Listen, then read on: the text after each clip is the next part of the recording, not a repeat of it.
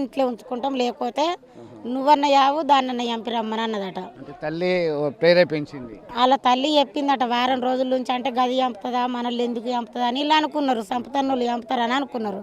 ఆయనతో మొన్న రాత్రి ఖచ్చితంగా చంపిండు, ఆడు పోయిండు. ఇక అంతే. ఇక వాళ్ళకి ఏమి లొల్లి లేదు. అత్తమామతోడు మా కట్నం గురించి కట్నం తీసుకురమ్మని అన్నదట వాళ్ళమ్మ.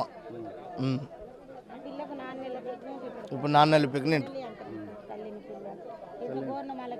వానికి శిక్ష పడాలి, కంపల్సరీ ఊరు శిక్ష పడాలి.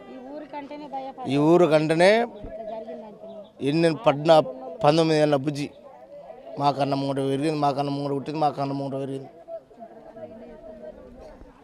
మొత్తం మీద తమ కళ్ళ ముందు తిరిగినటువంటి యువతి కానరాని లోకాలకు వెళ్ళింది అనేటువంటి విషయాన్ని ఇప్పటికీ జీర్ణించుకోలేకపోతున్నారు. మొత్తం మీద చాలా విషాన్న వదనంతో ఉన్నటువంటి పరిస్థితి ఒక్కసారిగా చూడవచ్చు. తల్లిదండ్రులు మొత్తం కన్నీరు మున్నీరుగా విలపిస్తున్నటువంటి పరిస్థితి ఒక్కసారి గమనించవచ్చు. దీనిలో భాగంగా ఒకసారి చూస్తున్నాము, అందరినీ కఠినంగా శిక్షించినప్పుడు మాత్రమే న్యాయం జరుగుతుంది. అప్పటి వరకు ఊరుకునే లేదు. పై అధికారులను కలిసి ఖచ్చితంగా డిమాండ్ చేస్తాం, ఉరిశిక్ష విధించాల్సిందే అని చెప్పేసి చెప్తున్నటువంటి పరిస్థితి అయితే చూస్తున్నాం. ఇక్కడంతా కూడా యువకులు వీళ్ళందరూ కూడా చాలా పెద్ద ఎత్తున తరలి రావడం జరిగింది. దీనిలో భాగంగా ఏం జరిగింది ఏంటి అనేటువంటి కోణంలో అయితే ఒకటే చెప్తున్నారు, హత్యకు హత్య, ఇద్దరు చంపినటువంటి పరిస్థితి, దానిలో ఖచ్చితంగా హతమార్చాలని చెప్తున్నటువంటి పరిస్థితి. అసలు ఏం జరిగింది మీకు ఏంటి? ఇక్కడ లోకలే కదా, మీరు ఏం చేస్తున్నారు? మాకు తెలియదు. ఏమవుతుంది మీకు వైష్ణవి? మేము రీల్స్లో చూసి వచ్చినాం. ఫ్యాన్స్ మేము. అంటే అంత దారుణంగా ఇప్పుడు ఆమెను ఫాలో అవుతుంటారు కదా, ఎట్లా ఆమె ఎప్పుడైనా ఆమె బాధ చెప్పుకుంది వాళ్ళు? చెప్పుకుంది దానిలో రీల్స్లో. అంటే ఆ రీల్స్ అనుకున్నాం కానీ నిజంగా ఇట్లా జరుగుతుంది అనుకోలేదు. అంతేనా? ఎక్కడి నుంచి వచ్చారు? మిర్యాలగూడ. ఓకే, దగ్గరే. నల్గొండ జిల్లా. నల్గొండ నుంచి వచ్చారా? నల్గొండ నుంచి కూడా వచ్చినటువంటి పరిస్థితి. కొంతమంది ఆమె యూట్యూబ్ని ఫాలో అవుతుంటాం మేము ఎప్పుడు కూడా, ఈమె ఆ యూట్యూబ్లో చూసిన తర్వాతనే వచ్చినామని చెప్తున్నటువంటి పరిస్థితి. దీనికి సంబంధించి అయితే ఒక విషన్న వదనమైతే నెలకొంది. దీనిలో ఇప్పటికీ చూస్తున్నారు. దీనిలో భాగంగానే ఇది ఏం చేస్తే బాగుంటుంది, ఇక్కడ ఖచ్చితంగా ఈ హత్యకు హత్యే మనకి ఒక చెల్లులాగా చూస్తున్నటువంటి పరిస్థితి. ఖచ్చితంగా వదిలిపెట్టే ప్రసక్తి లేదు, వదలొద్దు అని చెప్తున్నారు. మొత్తం మీద ఇదేంటి ఇంత దారుణంగా ఇంత ఘాతకానికి పాల్పడతారా అనేటువంటి కోణంలో సైతం వీరు విషణ వదనంలో ఉన్నటువంటి పరిస్థితి గమనించవచ్చు. ఇదంతా ఒకటి కాదు, ఇద్దరు తల్లి కడుపులో ఉన్నటువంటి పాప సైతం వాళ్ళు ఉన్నటువంటి పరిస్థితి మనం గమనించవచ్చు. ఒకసారి ఇదంతా కూడా గ్రామం అంతా కదిలి వచ్చినటువంటి పరిస్థితి. గ్రామం అంతా కదిలి వచ్చినటువంటి పరిస్థితి.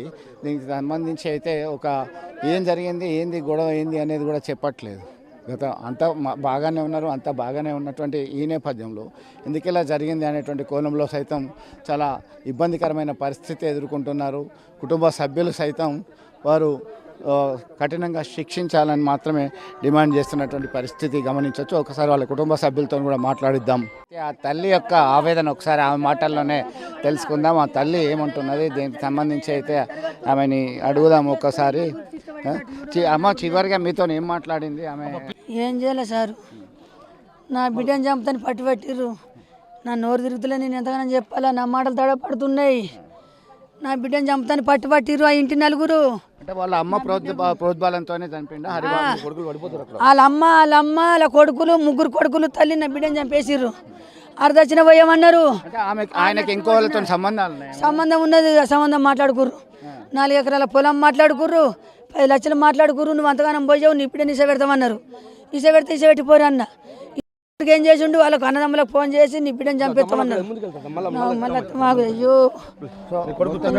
దీనికి సంబంధించి అయితే ఒక ఇబ్బందికరమైన పరిస్థితి. ఆ కుమారుని ప్రోత్సహించింది వాళ్ళ తల్లి. ఆ ప్రోత్సహించినటువంటి నేపథ్యంలో ఇట్లా జరిగింది అని చెప్పేసి ఆవేదన వ్యక్తం చేస్తున్నటువంటి పరిస్థితి అయితే గమనించవచ్చు. ఇది ఖచ్చితంగా హరిబాబు తల్లి ప్రోద్బలంతో ఆమెకు వేరే సంబంధాలు ఇతరత్ర ఉండడం వల్లే నమ్మించి గొంతు కోశాడు, ఆ కత్తి పట్టుకున్నాడు అని చెప్పి కూడా చెప్తున్నటువంటి పరిస్థితి అయితే చూస్తున్నాం. ఒకసారిగా ఇదంతా ఏం జరిగింది ఏందో అర్థం కాని పరిస్థితుల్లోనే వారు చెప్తున్నటువంటి పరిస్థితి. అప్పట్లాగా బాగానే ఉన్నది, కానీ కొద్ది రోజుల ముందు నుంచే పంచాయతీలు అవుతున్నాయి. ఈ పంచాయతీలకు సంబంధించి పరిష్కారం వచ్చే లోపే కానరాని లోకాలకి పంపించాడు. ఆ కత్తి కూడా ముందే తెచ్చుకున్నాడు, ప్లాన్తోనే, ప్లాన్ మర్డర్ అని చెప్పి చెప్తున్నటువంటి పరిస్థితి అయితే గమనించవచ్చు.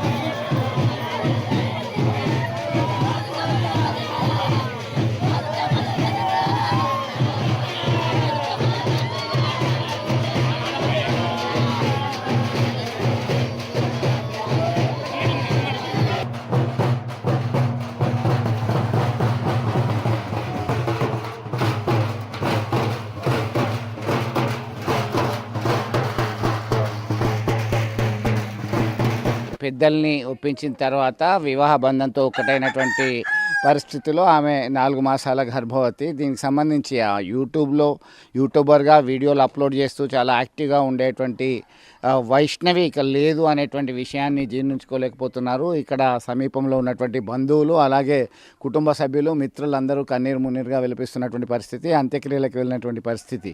ఎందుకంటే కఠినంగా ఆ వ్యక్తిని శిక్షించాలని చెప్పి